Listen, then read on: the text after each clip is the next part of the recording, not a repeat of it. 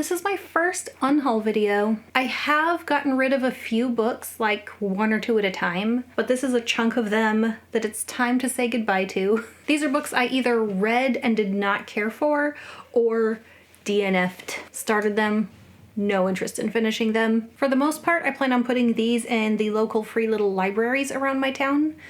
Unfortunately, there's a couple that are near schools, and there have been some kids who on their way to school will just like take books out and throw them on the ground. But there's a couple of them that I feel pretty confident putting books in, knowing that people who want to read will go get books from there. I'll start with the most recognizable one on this pile, Iron Flame. I have no desire to finish this series. I read the first one because of social media hype and partly because it looked so beautiful. I love Dragon Rider books.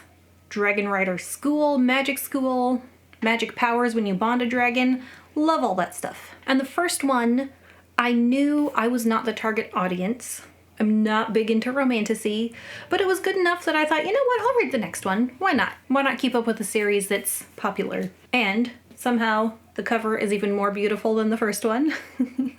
I kind of love that even though Fourth Wing and Iron Flame are in the romantasy genre, that the cover art is not overly feminine, and they're really not overly feminine stories. I don't think they're written just for a female audience, and I think the aesthetics were very well done. Anyway, this one was not even as good as the first one and left me feeling like there's so many other books I'd rather read. I just filmed a book haul video, and I have acquired more books than what I'm getting rid of. And if I'm going to spend my time catching up on reading, I want them to be books I really care about. So, goodbye Iron Flame.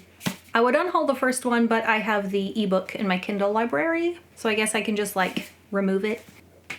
Next, I am unhauling King of Ashes. Not because I didn't like it. This is book 1 in the Firemain Saga by Raymond E. Feist. I don't know whether this video or my book haul video is coming out first. I'm recording them right next to each other. But my husband just bought me the hardback edition of the same book so it would match the other two. And I don't need to keep both of them. So I'm going to keep the one that my husband lovingly got for me and pass this one on to someone else. This one and a couple of the others that I'm unhauling are first books in series. So it might be kind of fun for somebody to go find this, read it, and then get interested in the rest of the series. Goodbye, King of Ashes.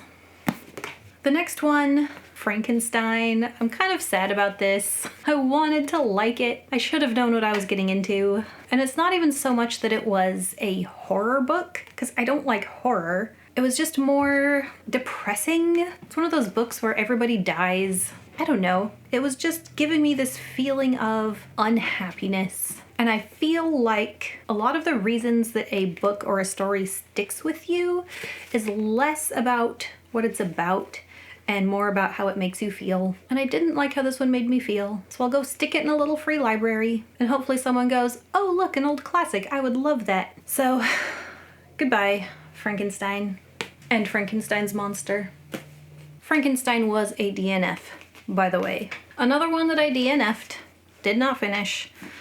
Hyperion by Dan Simmons. This was interesting. When I posted my review about this one, I had a couple people basically tell me I was wrong for not liking it. Like the reasons I gave weren't good enough. Every book has its own audience. There are people who love this one. I was not one of those people, and I feel like that's fine. It's not an insult to anyone who does like it. Same with any of the other books that I'm getting rid of. This one was not for me. I have no interest in reading the ones that come after it. I have no interest in finding out what happens to the characters at the end. Sometimes sci-fi and fantasy should be weird. It should be different from normal life, what we see and feel and experience every day. This one was maybe a little more weird than what I wanted. Goodbye, Hyperion. This next one I did not DNF. I read the whole thing, Gardens of the Moon by Steven Erikson. I have heard such good things about Malazan, A Tale of the Malazan Book of the Fallen.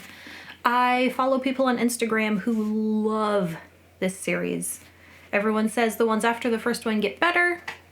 They probably do, but again, it wasn't for me. The prose was fine. The pacing and the storytelling were fine. But when you read a book this big and find yourself not caring that much about characters, or at least not until towards the end, there has to be something to care about. And I just didn't, so I'm gonna say goodbye to it. It is big epic fantasy. It's a whole series. It's a little on the darker side, but not too dark for me, and I don't like dark stuff. The magic was very cool, but it's gonna go to somebody who hopefully loves it more than I did. Goodbye, Gardens of the Moon.